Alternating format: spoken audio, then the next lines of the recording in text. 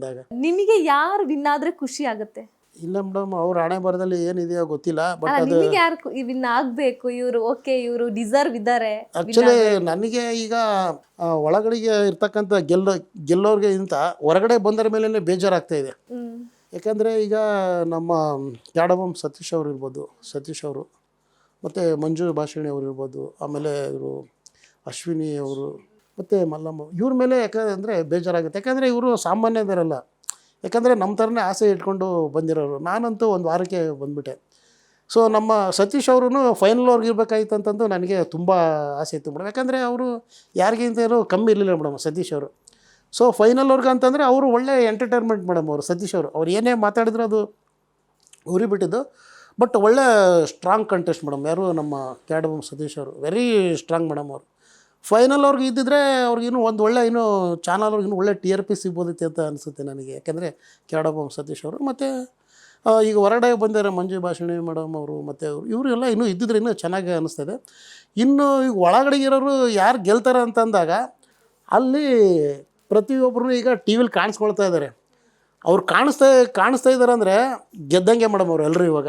ಯಾಕಂದರೆ ಯಾರಾದರೂ ಒಬ್ರು ಉಳಿಬೇಕು, ಇನ್ನೊಬ್ಬರೆಲ್ಲ ಬರ್ತಾ ಇರ್ತಾರೆ ಅವ್ರಿಗೆ ಆಚೆ ಬರಬೇಕು. ಹೌದು, ಈಗ ಯಾರು ಇದ್ದಾರೆ ಅವರೆಲ್ಲ ಗೆಲ್ತಾ ಇದ್ದಾರೆ ಮೇಡಮ್. ಅವರು ಗೆಲ್ತಾನೇ ಇದ್ದಾರೆ ಮೇಡಮ್. ಯಾರಿದ್ದಾರೆ ಗೆಲ್ತಾ ಇದ್ದಾರೆ. ಕೊನೆಗೆ ಯಾರು ಅಂತಂದು ಗೊತ್ತಿಲ್ಲ ಮೇಡಮ್. ಗಿಲ್ಲಿ ಹೆಸರು ಚೆನ್ನಾಗಿ ಬರ್ತಾಯಿದೆ, ಗಿಲ್ಲಿ ಚೆನ್ನಾಗಿ ಆಡ್ತಾ ಇದ್ದಾರೆ. ಬಟ್ ನಾಳೆದು ಹೆಂಗಂತ ಗೊತ್ತಿಲ್ಲ ಮೇಡಮ್. ಯಾಕಂದರೆ ಅದೇ ಥರದ್ದೇ ಉಳಿಸ್ಕೋಬೇಕು.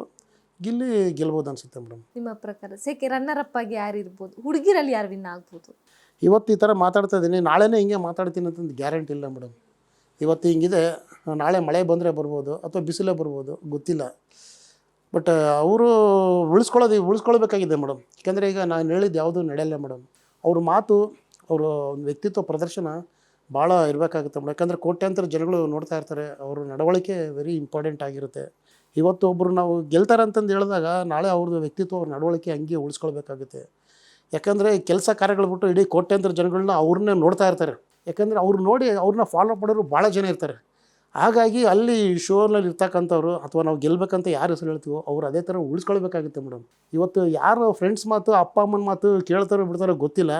ಇವತ್ತಿನ ದಿನ ಬಿಗ್ ಬಾಸ್ ಅಂತ ಅಲ್ಲಿ ಯಾರಾದರೂ ಒಬ್ರು ಚೆನ್ನಾಗಿ ಆಡ್ತಾರೆ ಅವ್ರನ್ನೇ ಫಾಲೋ ಅಪ್ ಮಾಡೋರು ಭಾಳ ಜನ ಇದ್ದಾರೆ ಮೇಡಮ್. ಆಮೇಲೆ ಯಾವುದಾದ್ರೂ ಒಂದು ಇಷ್ಟೊಂದು ಈಗ ಸಿನಿಮಾಗಳು ರಿಲೀಸ್ ಆಗುತ್ತೆ ಅಥವಾ ಎಷ್ಟೊಂದು ಆಫೀಸ್ಗೆ ಡ್ಯೂಟಿಗೆ ಹೋಗ್ತಾರೆ, ಎಷ್ಟೊಂದು ಸಾಲಗಳು ಇರ್ತದೆ, ಏನೇನೋ ಯೋಚನೆ ಇರ್ತದೆ. ಆ ಯೋಚನೆಗಳ ಮಧ್ಯದಲ್ಲಿ ಬಿಗ್ ಬಾಸ್ ವಿಷಯನ ಮಾತಾಡ್ತಾರೆ ಮೇಡಮ್. ಸೊ ಆದ್ದರಿಂದ ಒಂದು ಬಿಗ್ಗೆಸ್ಟ್ ದೊಡ್ಡ ರಿಯಾಲಿಟಿ ಶೋ ಯಾರು ಗೆಲ್ಲಬೇಕಂತ ಇದ್ದಾರೋ ಗೆಲ್ಲೋದ್ರ ಜೊತೆಗೆ ಒಂದು ಒಳ್ಳೆ ಸಂದೇಶ ಕೊಡ್ಬೇಕು ಮೇಡಮ್. ನಾನು ಏನಂದರೆ ಈಗ ಇಂಥವ್ರೇ ಗೆಲ್ತಾರೆ ಅಂತಂದು ಹೇಳ್ಬೋದು. ಆ ಗೆದ್ದವರು ಒಂದು ಒಳ್ಳೆ ಸಂದೇಶ ಕೊಡಬೇಕು ಮೇಡಮ್. ಕರ್ನಾಟಕ ಜನತೆಗೆ ಒಂದು ಒಳ್ಳೆ ಸಂದೇಶ ಕೊಡಬೇಕು. ಅದು ಎಂಟರ್ಟೈನ್ಮೆಂಟ್ ಮೂಲಕ ಇರ್ಬೋದು, ಯಾವುದಾದ್ರೂ ಒಂದು ಆರೋಗ್ಯದ ಬಗ್ಗೆ ಇರ್ಬೋದು, ಮತ್ತು ಒಂದು ಜೀವನದ ಬಗ್ಗೆ ಇರ್ಬೋದು. ಸೊ ಒಂದು ಕಾಮಿಡಿನ ಇರ್ಬೋದು, ಏನೋ ಒಂದು ಒಳ್ಳೆಯ ಇದರಲ್ಲಿ ಗೆಲ್ಲಬೇಕು. ಅದು ಒಂದು ಉತ್ತಮ, ಒಂದು ಆರೋಗ್ಯಕರವಾಗಿ